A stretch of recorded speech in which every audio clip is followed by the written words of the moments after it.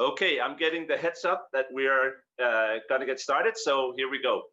So my name is Arne Kristensen, and we're sending you this online event from Honduras and Nicaragua. I'm currently in Honduras, and today we're gonna talk about basically two things. The COVID-19, and then the two hurricanes that hit Honduras recently. And we're going to look at what is really what has happened, what is all the consequences, the aftermath, and what is the future going to look like for Central America. So these are the things we're going to talk about today.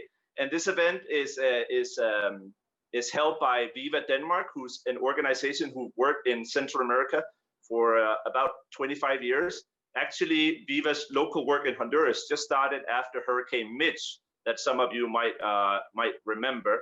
It's not been that long in Nicaragua, but still about a decade's work of work Viva has done in Nicaragua, mostly working with children and youth. And of course, from the pandemic and the hurricanes, there's been a lot of consequences for vulnerable youth. So that's why Viva decided to hold this event. I used to work at Viva, so they asked me to moderate this event today.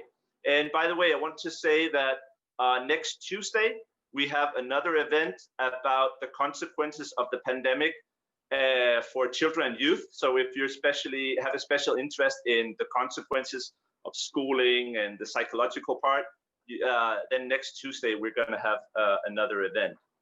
And we have three experts with us today that know much more about Central America than I do. And I'm just going to make a short presentation. We're trying to do this a little bit like talk show style, in the sense that it's not going to be long and heavy presentation. It's going to be a little bit more back and forth. And the person we got with us is Rafael. And Rafael, he is the youngest of the four of us. So that's where all the good new ideas come from. Rafael works with the Honduran chapter of Transparency International, which is also a partner of Viva Denmark. And he's working a lot with anti-corruption, but also mobilizing youth into caring about democracy, getting out voting, getting out making their voice heard. And we're very glad to have you with us, Rafael. Then we got Jeff Ernst. And Jeff is currently up north in the northern part of Honduras reporting. He's an international reporter reporting for many different medias. Many of you, if you read about the hurricanes, have probably read his articles in Vice or The Guardian. And Jeff actually came first time to Honduras when he was quite young. So he has a long story of traveling to Central America, and was in Nicaragua during the lockdown when COVID-19 hit. So thank you, Jeff, for being with us as well. And then the last participant we got is Heimet. And I don't have a camera on Heimet yet. Are you with us, Heimet?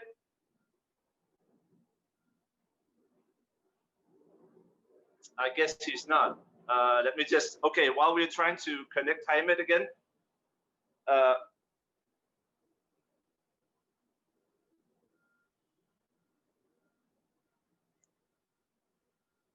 Well, I could tell you that Jaime Tercero, he lives in Nicaragua. He has worked with Viva for many years, and in all of Central America.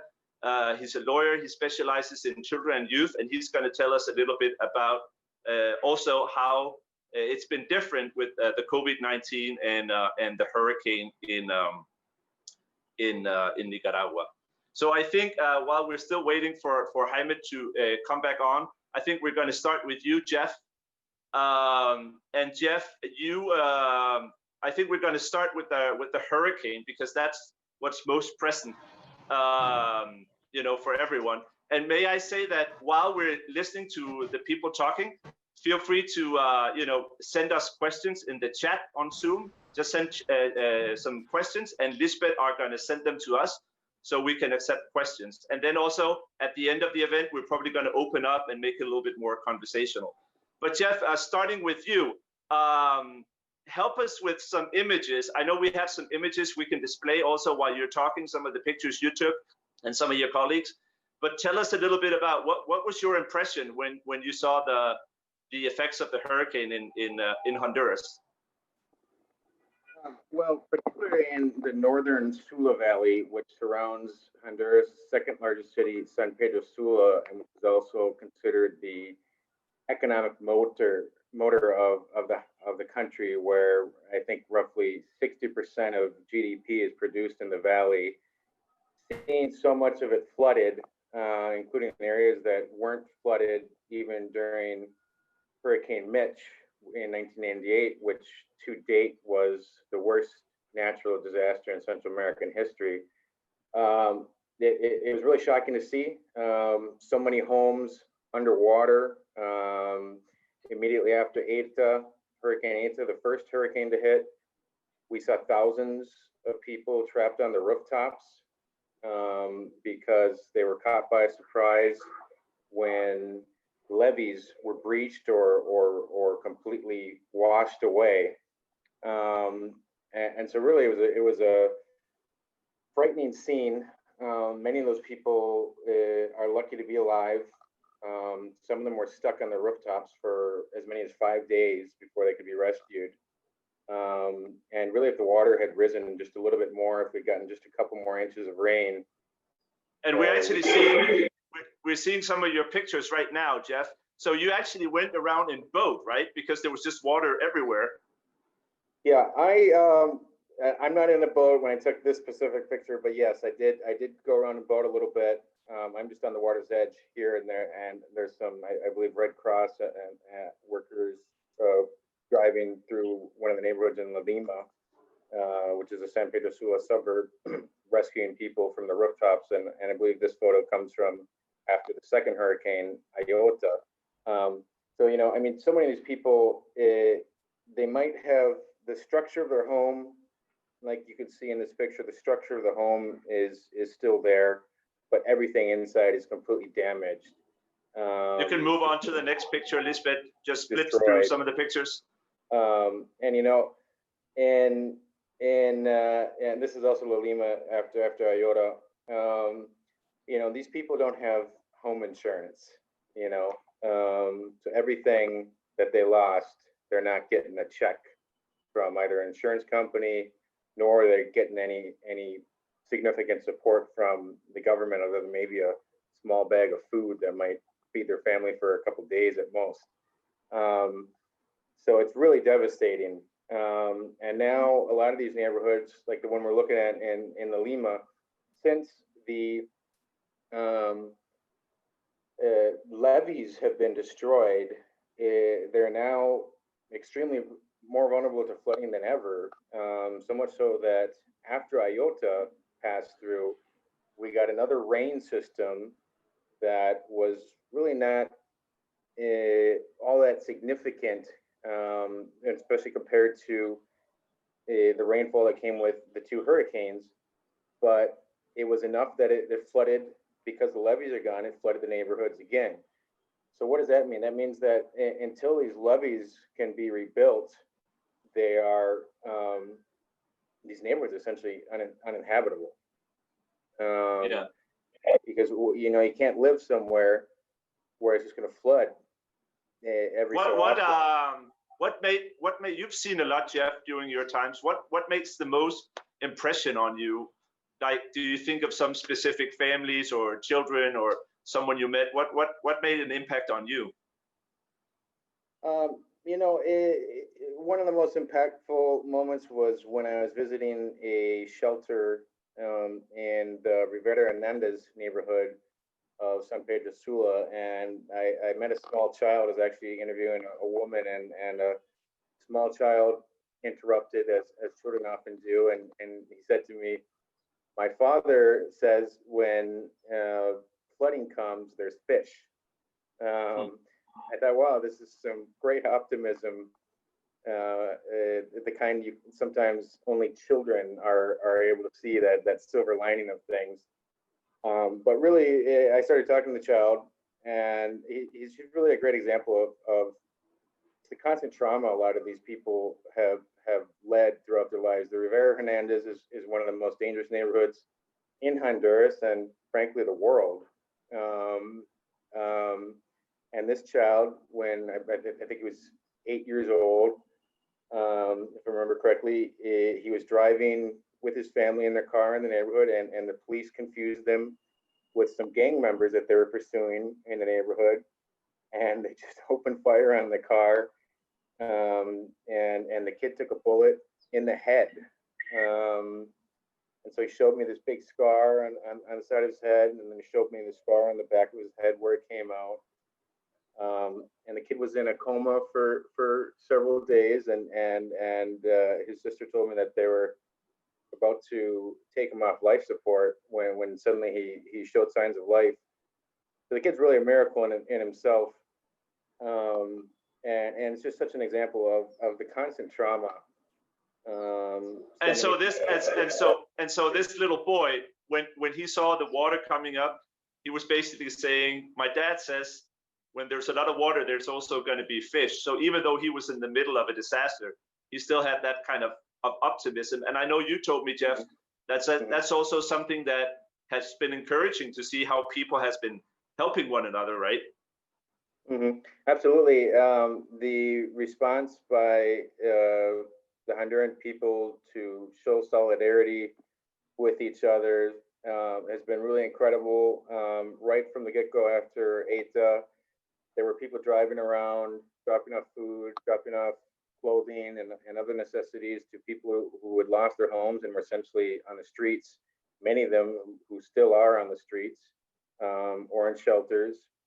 And so they've really stepped up to fill the gap of government services, which the government has just been completely overwhelmed and really absent in many parts.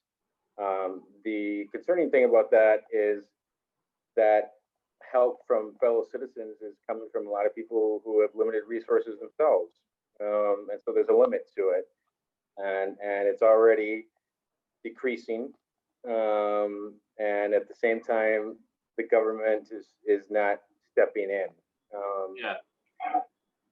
And maybe I want to jump, Lisbeth, there's a picture of the airport underwater. I think moving forward, there you go. And Rafael, I want to turn to you, Rafael. This is a picture of the San Pedro Sula airport, which is underwater. Can you help us, Rafael, explain a little bit, how do you see the consequences of the hurricane in terms of course, there's the human suffering, but in terms of infrastructure and harvesting and plants? Rafael, are you with us? Can you say a little bit about that? Yeah, sure. Hello, everybody. It's a pleasure to be here. I'm in Tegucigalpa right now. So yeah, actually, I think that if we put everything in context, it's very hard to talk about all the damages because even COVID provoked so many damages, and then both hurricanes came along, right? So I would say that the big picture of all the damages is the damage on the political system, because that's the democracy in which we live in, and that's the system that will try to foster some solutions, even though there's not much trust over decision makers. So the first data that I could share in terms of, okay, what will this produce in the northern part or in the national axis? We need to start saying that Honduras is a country in which at least 48% of the people live in conditions of poverty, right? And as Jeff mentioned, the consequences will be even harsher in the northern part, especially Cortés and some neighborhoods in San Pedro Sula, in which many gangs are the ones that actually govern these territories. So there's not much access in terms of information in these places. Now, this airport that we're seeing right now is still covered with some mud.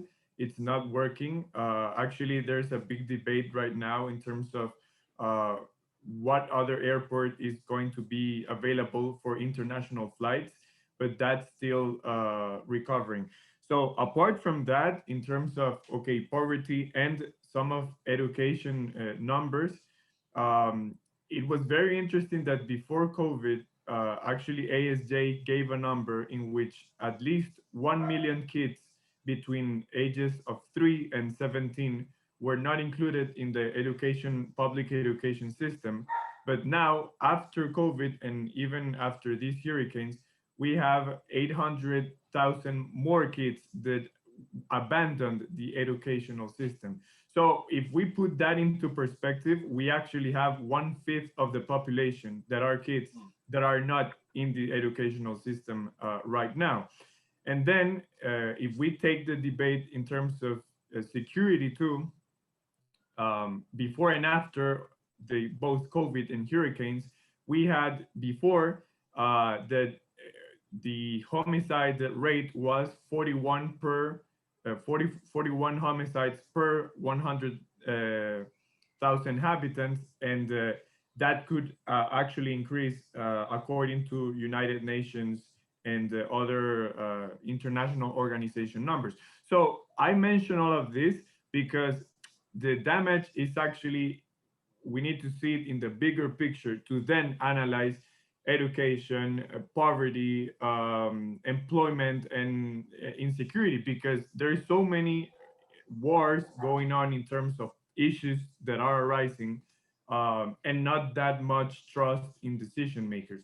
So I think that later we can discuss of how actually civil society, both organizations and independent citizens, in a way have taken a bigger role in solution making and execution, but directly, not through government. Yeah, thank you, Rafael. And I know we're gonna come back to that. Now, do we have Heimet? Can you hear us? Yes, I can hear you. Okay, and can we see you also? You're so pretty. There you go. Thank you, Jaime. Thank you, Jaime. Now the hurricane hit Nicaragua the first, right?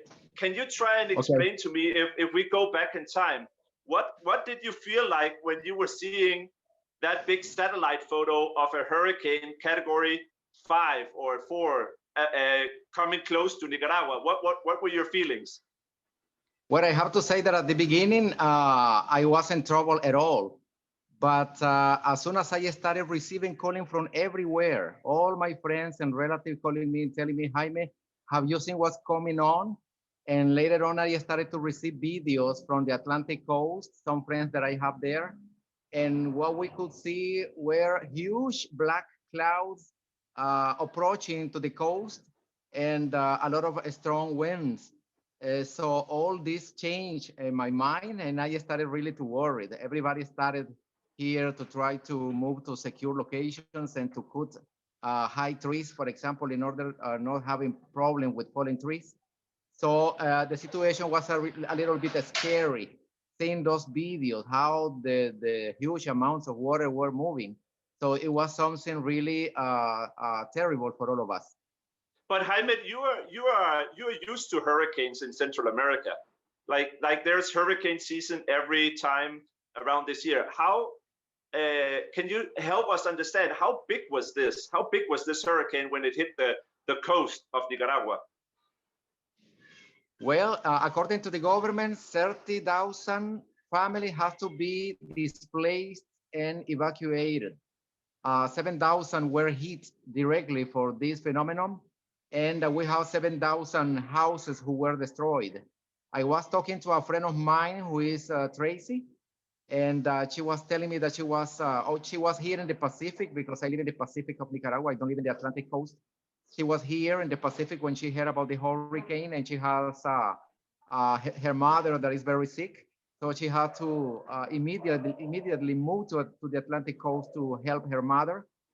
And I later on, when I talked to her, she told me that all her roof, the roof of the house, has flown away. They were in the house and without roof, receiving winds and water. But she has to remain there because the nearest haven was so far away, because the Atlantic coast is a place where you have problem with communicating from one community to another, because the territory is very swampy. There are many rivers, and according to her testimony, many rivers were overflowed and population were affected. So Jaime, if your family living at the coast of Nicaragua and you lose your house. We're seeing, an image of just a house that collapsed. What kind of options have you got as a family living in that area? Where many people may move to churches. For example, when the government make their emergency plan, whether it be for hurricanes or earthquake, they always place churches of special places where people may move with all his family and some, of course, possessions. And pastors already know that, and they are very open to help families when they move around.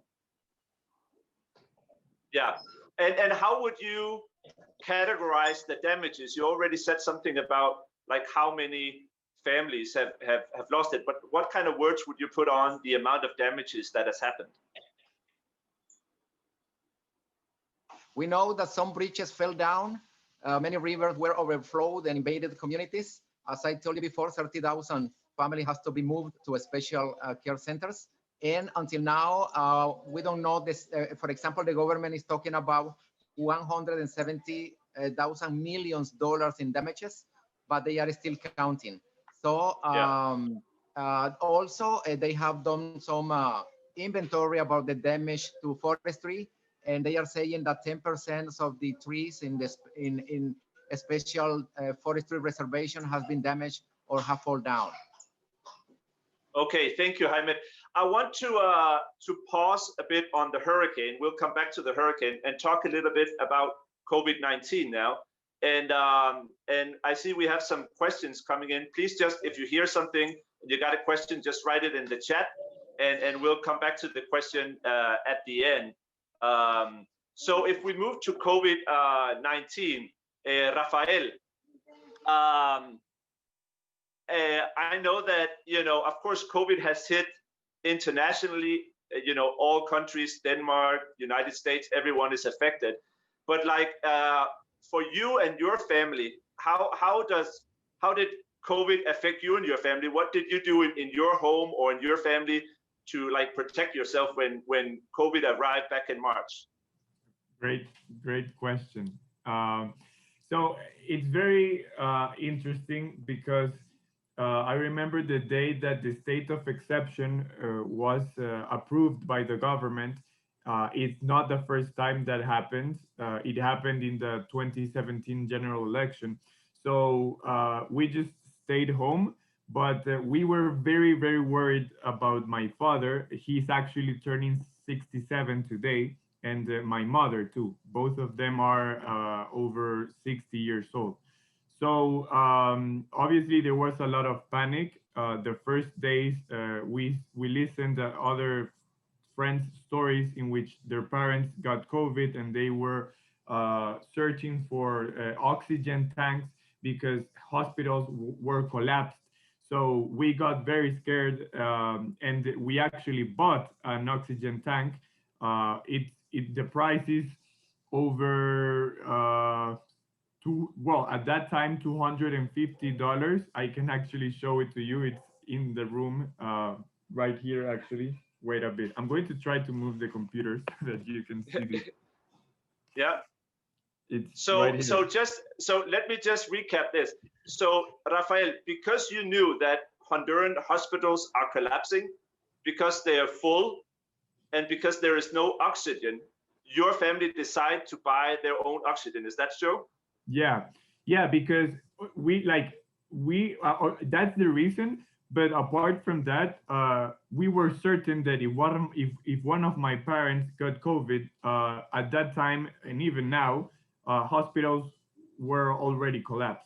So we needed to have like an alternative. It's not like the complete solution, but having the tank was at least something that we could use if one of them got COVID. And the tank has been here since March. Unfortunately, we haven't, none of us have COVID or had COVID. But yeah, we decided to buy it. We wanted to buy two, one for each of my parents. But at that time, one of the first reason is that they were expensive, and the other is that they were scarce. We actually have my sisters, both of my sisters are doctors. So they knew where could we find an oxygen tank, but the thing is that they were very scarce. People, like I could tell you more, the majority of my friends also bought oxygen tanks for their homes. But that's the case of people who can afford it, right? Because the majority of people had to go to the public system. And the other thing is that if you went to the private healthcare system, they asked you for 500,000 lempiras at the beginning of the treatment. So 500,000 lempiras is, I would say, I don't know if Jeff can help me here, how much, or you, Arne, 500,000 lempiras in dollars? Yeah, that's, well, I could do it in Danish currency. It's 150,000 kroners or so. So it's a lot of money. Yeah. Yeah. So if you didn't give that money initially, private centers wouldn't accept you. And that's initially, because I know like a couple of stories of some of friends of mine who lost both of their parents, and their healthcare bills at the end were about $200,000, and they had to pay that through GoFundMe initiatives, and both of their parents died, right? And Rafael, I know that one story, or I was also here in Honduras during the lockdown, and one thing was the hospital collapsing, but another thing that a lot of people were talking about and are still talking about is how all of the money that the government was spending, a lot of that also got lost or invested in projects that were not really worthwhile. I know you have the story about the famous mobile hospitals, and I think we have a picture of one of your friends. Can you tell me who is this guy we see on the picture? Yes, so he's one of the protagonists. He's not the he's one of the main protagonists. His name is Axel Lopez. So we need to go step by step. So first, as you mentioned, and I described it a little bit, the hospitals were collapsed. So what happened next is that the government decided to buy some mobile hospitals, right? I would say that there are maybe between 4 or 6 main hospitals in Honduras, but they were already collapsed. So they decided to buy 7 mobile hospitals to locate them in some of the main cities of the country. And these hospitals' objective was to receive patients that had COVID. So the thing is that the guy who was in charge of making the purchase is named Marco Bogran. He's indicted. He has been indicted right now, but I'm going to get into that a little bit later. So Marco Bogran came and he ordered the purchase of 7 mobile hospitals to this guy, who is Axel Lopez, and his company, which is called Heimet Medical System. So then Axel Lopez bought these hospitals to a company based in Turkey, which is like an associate company of his company.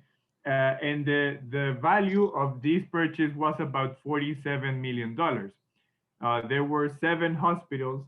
Some of them, I would say maybe 4 of them had a capacity of 51 beds, and 3 of them a capacity of 91.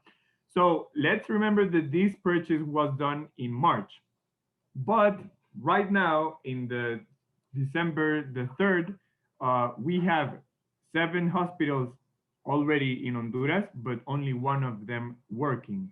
And it's the one located in Tegucigalpa. The others are not working. Actually, the last 3 of them arrived just 2 weeks ago. So what's the thing about this purchase and about these hospitals? The first thing is that Marco Bogran didn't follow like the legal requirements to make the purchases. He had like 2 legal frameworks he needed to look at. The first one was like the local laws approved by the National Congress, and the other one was this agreement made by Millennium Challenge Corporation and Honduran government. The institution in charge of this, with that Marco Bogran was its head, it's called Invest Honduras. So Invest was created like 15 years ago, but with the name of the Millennium Challenge Corporation in Honduras, right? So when he bought these hospitals, Axel Lopez and his company promised that they would deliver them in approximately 45 to 50 days from March. And the first hospitals came about, the first two of them arrived in Honduras about July, August, and the last ones 2 weeks ago. So when ASJ did a social oversight exercise in between April and May, we found that all of these hospitals were actually bought at a higher price than they were actually valued. The value of the purchase overall $47 million, but each hospital was about $7 million, $9 million, and the overvaluating was about $2 million. So you have like an overall overvaluating price of $100 million. And Wow. the thing is that, well, the hospitals are not working, and Marco Bogran quit about, I think it was June. And then another director was named. Then she resigned about between 1 or 2 weeks after she was named.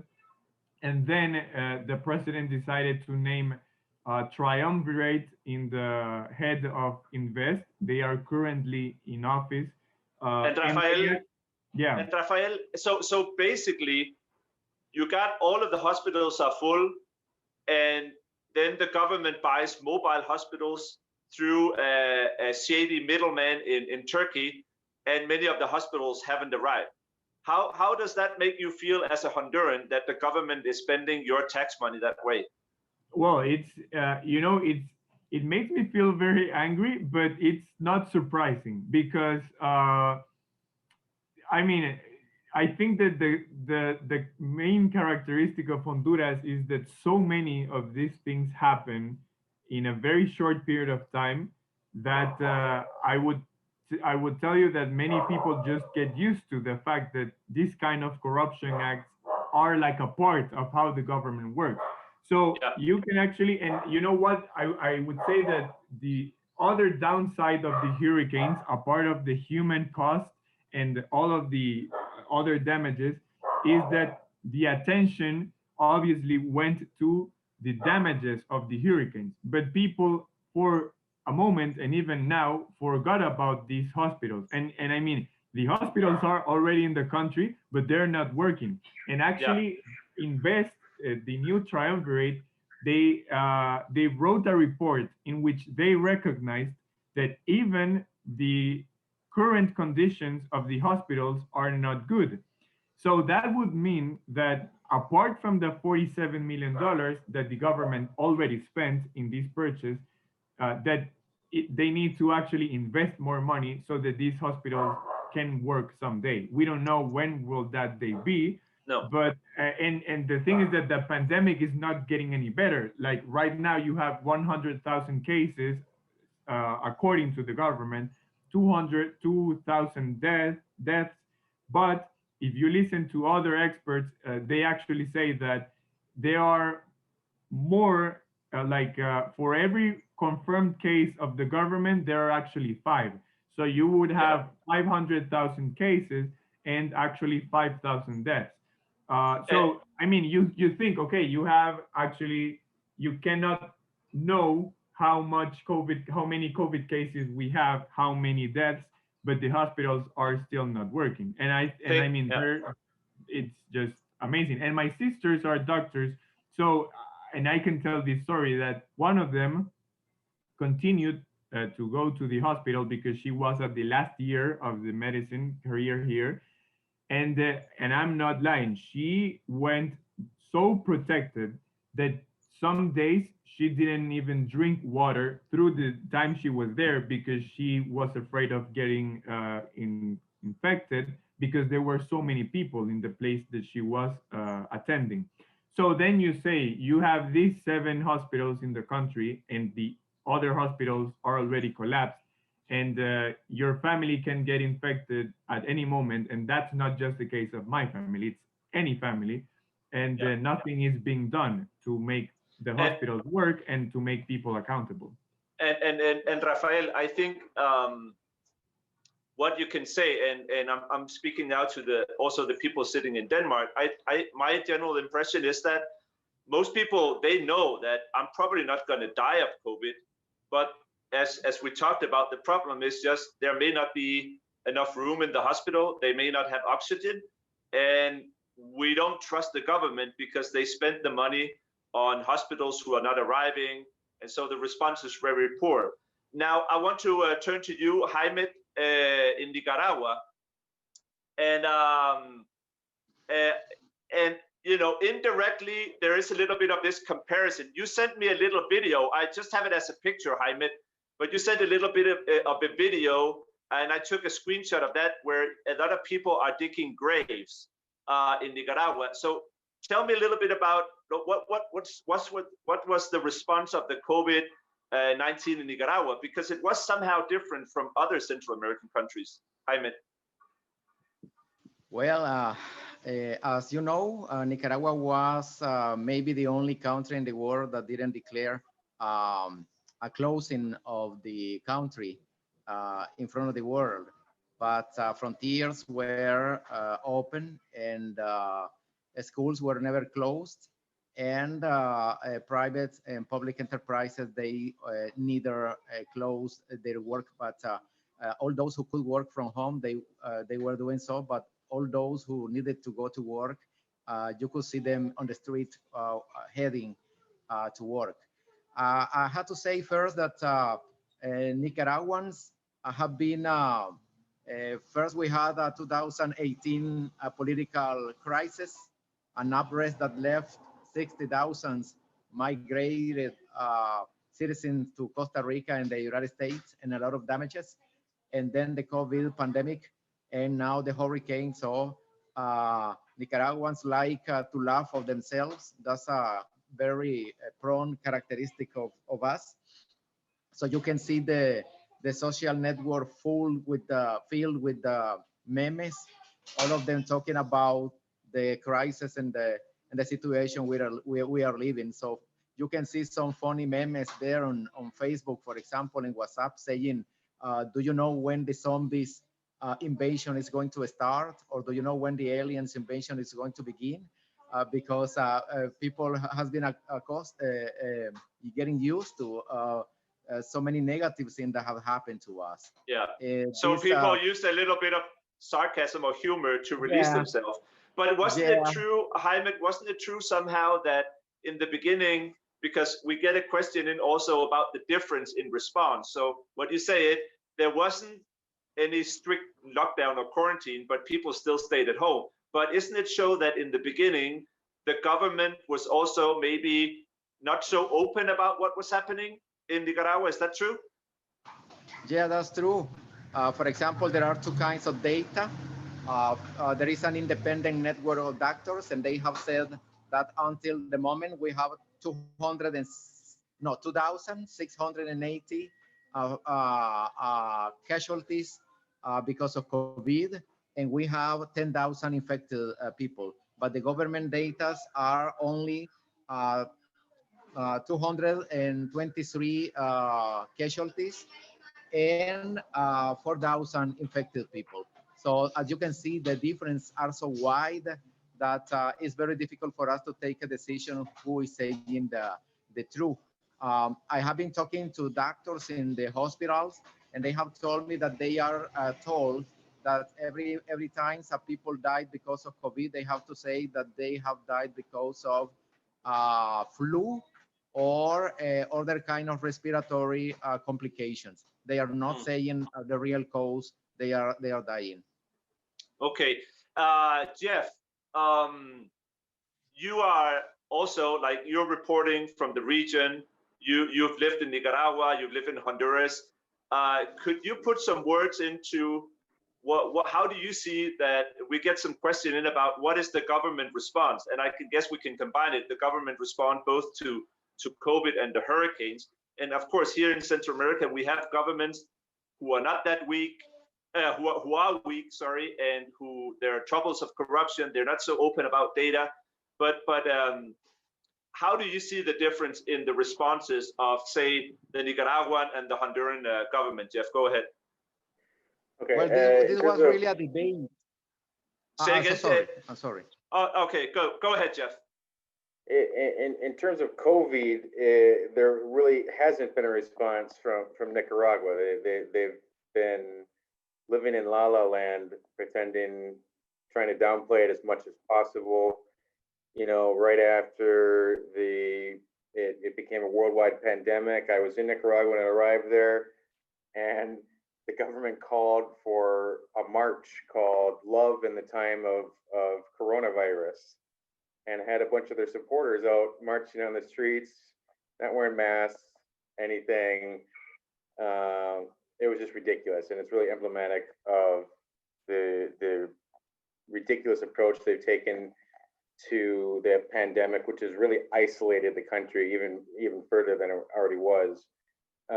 Honduras, in terms of the pandemic, definitely took it much more seriously, but was hurt by the inefficiencies and corruption of the government. One of the major problems early on was the acquirement of test kits. They bought incomplete test kits, tons of them.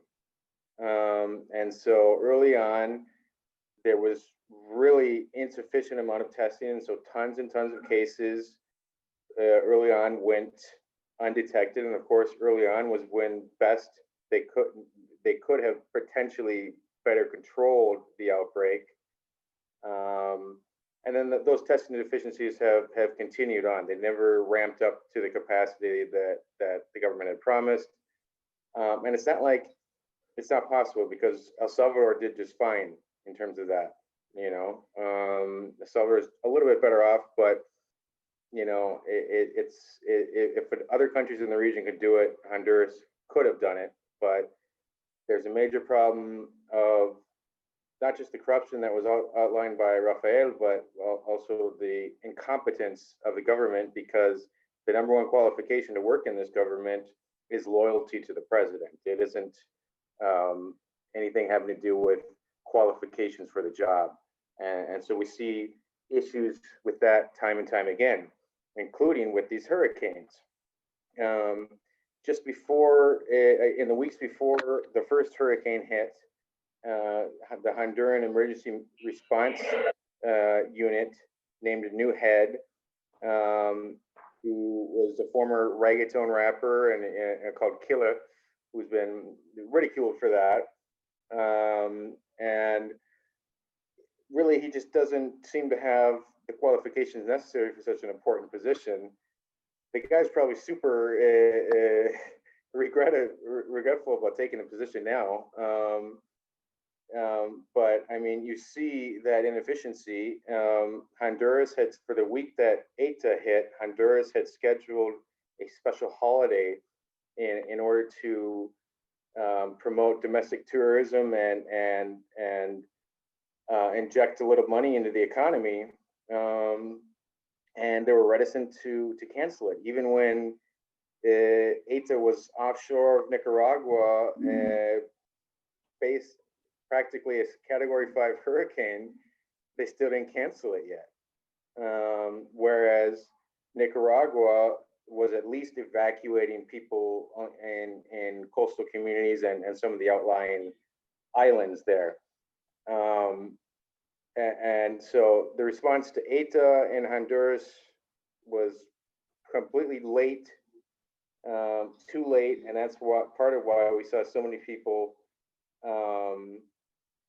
trapped in the rooftops and just caught by surprise, because there weren't evacuations in at-risk areas that many of them the government should have known based on the rainfall forecast, which proved, you know, remarkably accurate. We knew where the most of the rain was going to fall, and that fell within river basins or watersheds rather that would drain through the northern Sula Valley around San Pedro de Sula, and therefore flood the valley.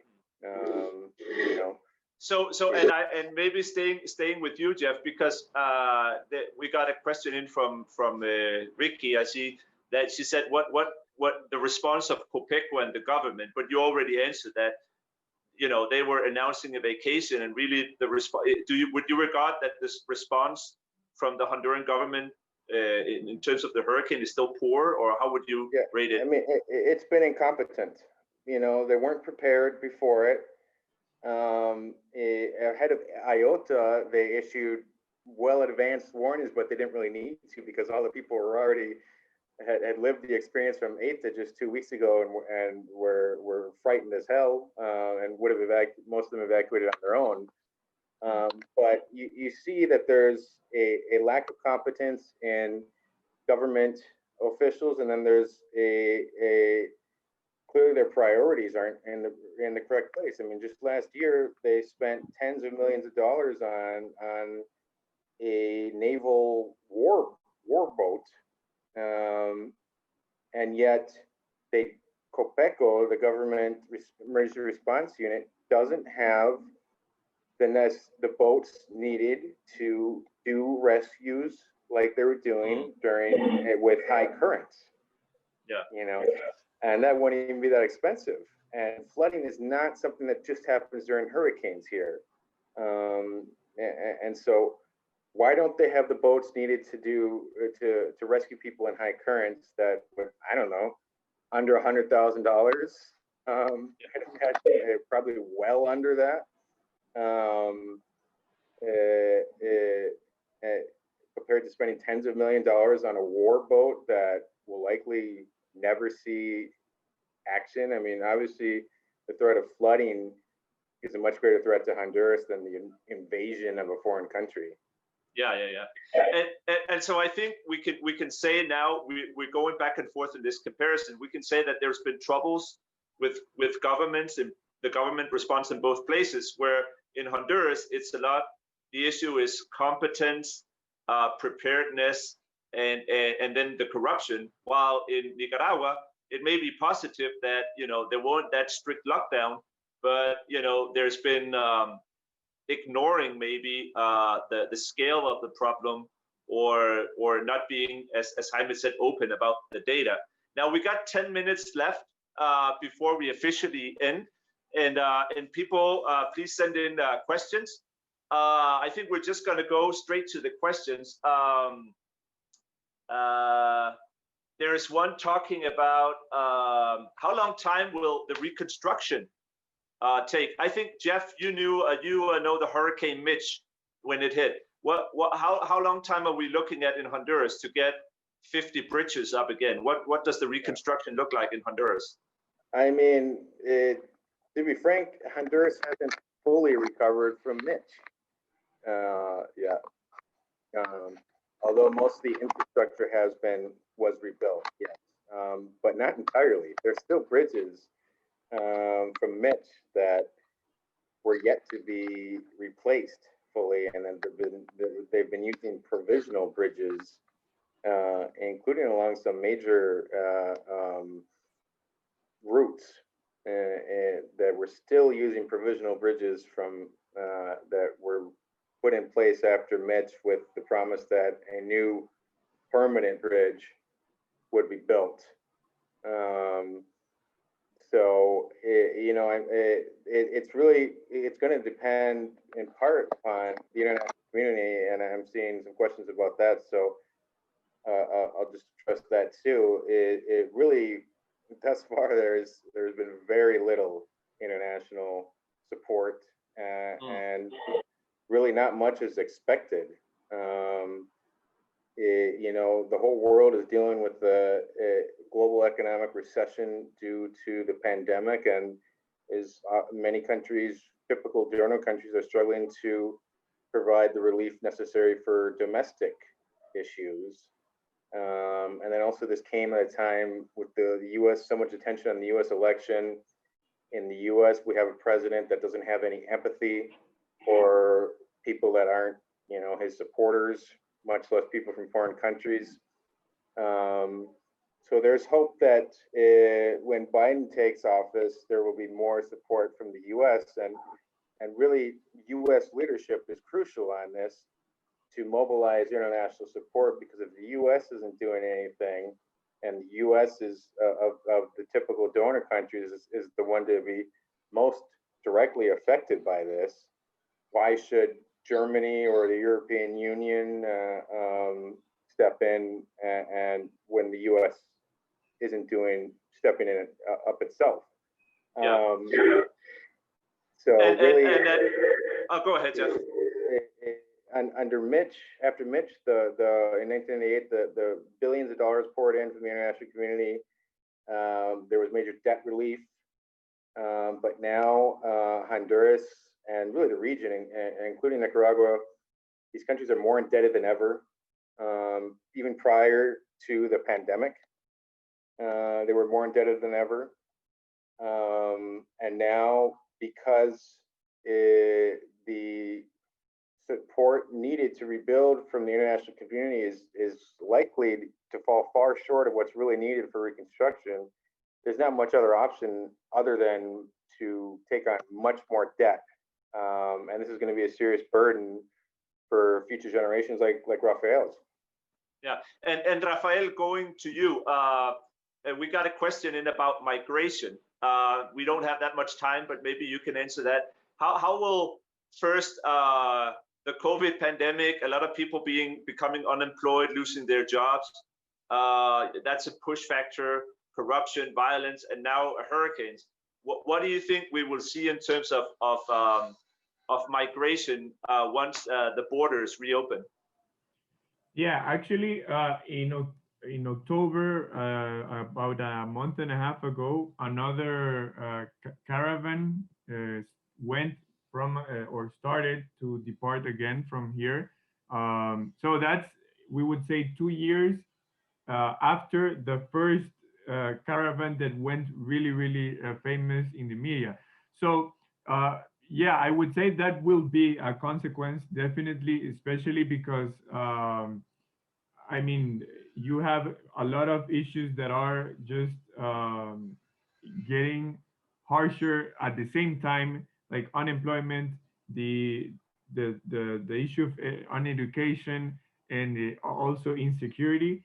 So actually, for many people, it's even better just to leave the country because they don't actually think that they will develop like a life project here, and especially people of my age. I can give you some examples of friends of mine that already graduated from college, but they don't have a job since the pandemic started. Some of them got fired. Some of them live with their parents, and their parents don't have enough to keep up their homes. I have some of them, many of them working in call centers, and all of them are just thinking about leaving. If you see our WhatsApp chats, they want to go and just live in Canada, United States, and that these are the people that actually may have the opportunity to just fly over there to buy a ticket. And just imagine what could be the case of those people who live in the more damaged zones in the northern part of the country, who actually don't really have even a home right now. They don't even have a roof. So, and actually, if you read some reports of international organizations, when COVID started, not even the hurricanes, but when the COVID started, migration was one of the three main issues they said would happen due to this COVID crisis. So, and I would say that especially next year that we have the electoral cycle, that will also be very important in terms of decisions that citizens make based on the political instability and how things develop, especially 1 year from this day, right? Yeah. I want to we're getting close to ending. I think we're going to take a little bit of time just to go a little bit over time for the people who want to leave the event at the exact hour now at 5 o'clock in Denmark, 10 o'clock here. Feel free to just leave out, and should also say that there's another event coming up on Tuesday where we're going to continue a lot of these talks and especially focus on domestic violence, what happens with children and youth who haven't been studying in school and university. We're going to talk about that on Tuesday. So we're just going to continue a little bit longer. But thank you for everyone joining in. And if you have another program now at 10, in Denmark, feel free to move on. Also, in a little while, we're going to also open up the microphones and cameras for another maybe 15 minutes if people want to ask their own question. But we got a question in from Johannes, who says, how can civil society really respond to poor governments? Maybe we should start with Heimet. Heimet, are you still there? Heimet? Oh, yes, here I am. Yes. Yeah. Okay, Heimet. Yeah, Heimet, how do you, because oftentimes when we talk about Nicaragua, we talk about how civil society space is being reduced. And like you may not have the same opportunity to protest really out loud. Like, how do you see civil society doing advocacy and addressing the clear needs that there are? Well, in both cases, the pandemic and the hurricane hit, civil society have to work by themselves. In both situations, for example, every time that a civil society organization declared publicly that they were going to have to help the population, whether it be with medicine or anything else, the government always announced that this organization hasn't consulted with the government and they did not have permission to do so. So sooner or later, when we met together, all civil societies, we decided that the best thing to do was to act first and to speak later. First, to go to the communities that were in danger and to deliver food and anything, and medicine and free workshops. And until we finish the work, we start to say we went to that community and did so. That was the only way that could work here, because the government, if you are not aligned with this policy, you are not allowed to work. And we are seeing the same here with the hurricane in the Atlantic coast. There are many complaints of organizations who were stopped or doing their job in that region. In the case of the pandemic, for example, the Catholic Church announced in a press conference on television that they were going to help the population, that they opened a private clinic so everybody could go there. And immediately the government communicated through their media that the Catholic Church was not allowed and they did not have permission to do so. So they want to do the things by themselves. And in the case of the hurricane, we have no data at all of the help that we have received from other agencies or how this money has been used. Now, Rafael, I know you're working a lot with young people, and often we look to young people for the solution. I know that you've been involved in a campaign where you take out the shovels and you go and remove the mud from the hurricane, and then you go and protest against the government. And actually, we got a question also that says, what can people help with from Denmark? So maybe you can tell a little bit about the initiative with the shovels that you're doing, Rafael, and also how can people from Denmark, if you are from Denmark and you want to follow that or support, how can you get engaged in that, Rafael? Yes, so that was an initiative that came about in a group that in Spanish is named Quemando Micrófonos. In English, it would be burning microphones. The meaning of that is obviously because many protests in Honduras involve burning wheels from cars. So how to translate that to like a debate, right? Let's burn the microphones through ideas and debate. So from this group in which I'm very happy to be a part of, the idea was to, okay, so if many communities in the country are covered in mud because of the hurricanes, and also like a metaphor could be, okay, corruption is a mud that has covered the country. And so the activity was done last Saturday here in Tegucigalpa and in San Pedro Sula, in which some of our members went through some communities that were vulnerable, and they literally helped people that live there and that are trying to get some of their properties back, to take the mud out of their homes and all of the garbage and things that got into them due to the flood. But afterwards, it was also named a shovel protest because we then went to some key points of both Tegucigalpa and San Pedro Sula to protest against corruption during this crisis management. So I would say, well, the first thing that it was very shocking to see some of our friends that went to the communities and to send us some videos of what is the situation over there. It's like really looking at a movie in, like, you cannot really believe it. And the thing is that this is happening almost a month after the hurricanes entered the country, right? And many people haven't been able to come back to their homes. So the protest was to raise awareness, not just to protest against corruption, but also to raise awareness for citizens.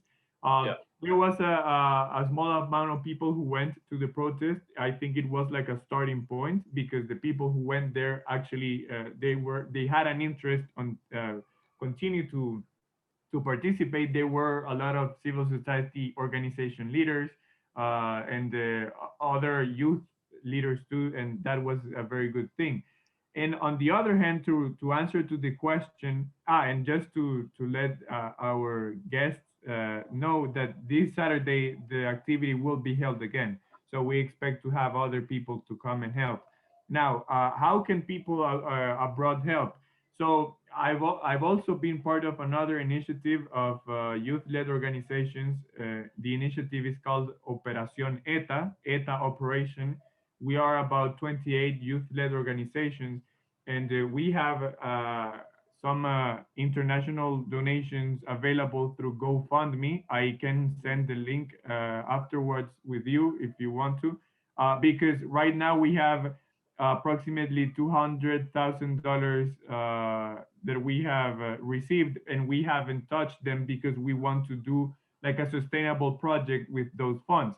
And that, I would say, is the key of everything: the protest, the awareness, and the donations and everything. Like, how can we make this sustainable, bearing in mind that there's not much trust in government, but there is interest in citizens to contribute.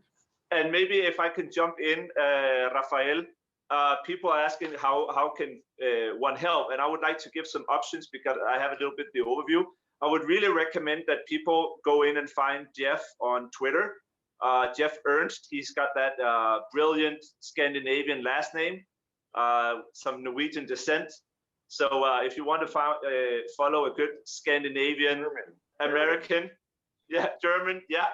My name is German, but I have Norwegian descent. Yes. Yeah, that's the way. Thank you, Jeff. So if you want to follow Jeff on Twitter, it's Jeff Ernst. He always is up to date on what's going on. So go in and follow him. And also, if you want to, Viva, who's hosting this event, is focusing a lot on vulnerable children and youth. And now comes a text in Danish for the ones who might not understand Danish. But if you want to support there's a mobile pay number where you just send in whatever you can spare. The Viva Respond is really for vulnerable children and youth. So that is families who've lost their home, or people who are now living in like shelters, and really supporting the people. We also have to remember a lot of people haven't worked for 8 months due to the lockdown. So that's a good way to give a little bit of money. We still have, we went a little bit over time, but we still have another, I would say, 7 minutes or so for questions. So please feel free. I think we can open the mics for very short questions, more than comments. So if anyone have a question, or write it in the chat. And maybe we could ask, while people are thinking about the last question, Heimet, how can people follow or continue if people are interested in what's happening in Nicaragua? What would you recommend people doing, Jaime?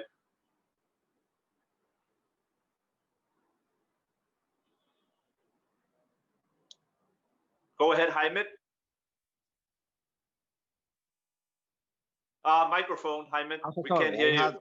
Yeah. Well, how can people? I just said that you can type in Google, Facebook, Viva Juntos por la Niñez Nicaragua. Yeah. And you will find there more information about what's going on in the country. Yes. And And how do you see maybe ending Nicaragua? How do you see the immediate future? We don't see that many migrants from Nicaragua, but what do you think will happen over the next month in Nicaragua? Well, according to private doctors, cases of COVID have been increasing since November again. So they are preventing everybody to use masks and to clean their hands. They are telling that if we do not take good care right now with these health instructions, we're going to have again another rise of COVID.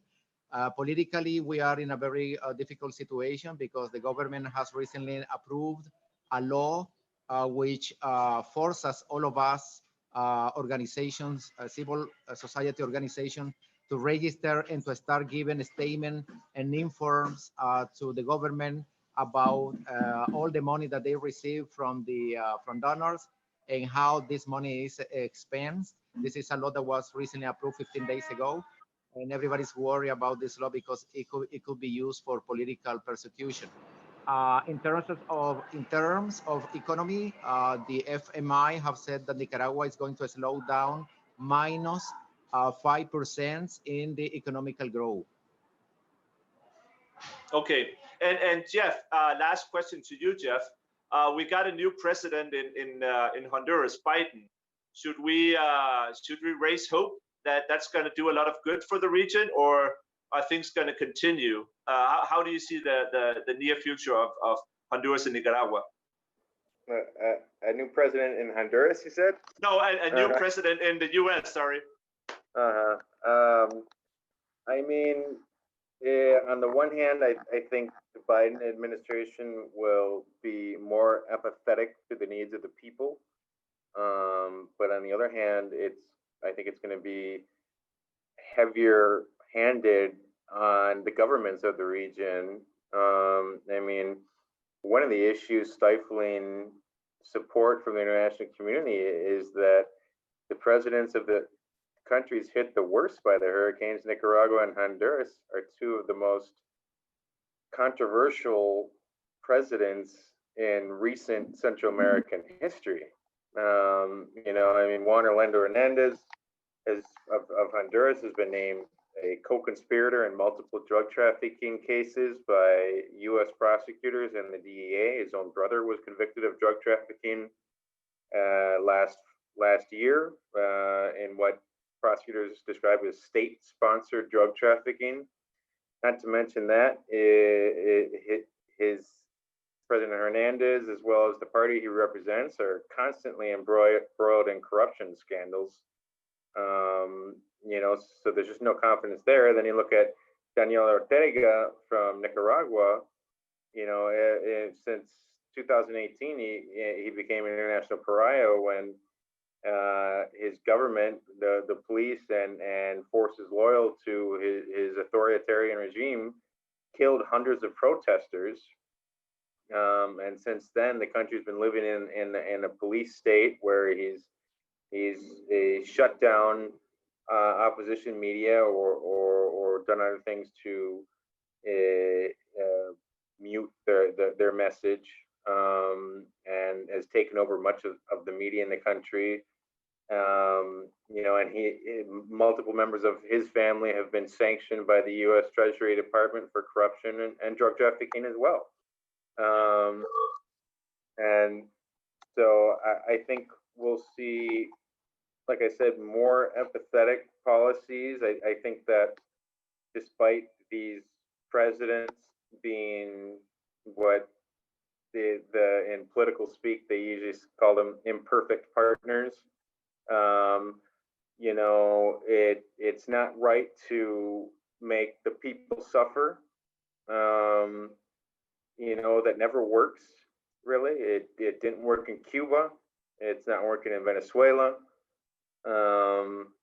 And so obviously, you know, funneling aid through non-governmental organizations and other independent contractors and not through the governments is what's going to happen. But that's particularly difficult in Nicaragua, which I think law And- that any organization that receives foreign funding has to register as a foreign agent. Yeah, so there's a whole nother challenge right there. Exactly. Thank you so much. I'm just gonna end now, and I would say from a personal point of view that usually when I think of Honduras, Nicaragua, the other Central American countries, it's with a lot of potential. You know, that we got these countries who have a lot of potential youth, a lot of talent, a lot of resources. But right now, I would lie if I didn't say that the atmosphere is a little bit pessimistic. So I think anyone who wants to contribute or help, it would be to just keep following the situation. Again, the webinar we're having on Tuesday, and following Jeff and following others in the region, because oftentimes in Danish media, I know that there's not that much coverage of Central America. And also, if you want to know more about what Viva is doing, on Viva's Facebook, there's a lot of videos about the COVID-19 and also how it's affected children and youth. So go in and take a look at that. And so Rafael, Jeff, and Heimet, thank you so much for your time. We owe you some good Honduran or Nicaraguan chocolate or coffee. So I'll make sure you get that. And thank you so much for being able to share your expertise and your knowledge. Thank you so much. Thank you for the invitation. It was a pleasure to be here. Bye-bye, and bye-bye to everyone.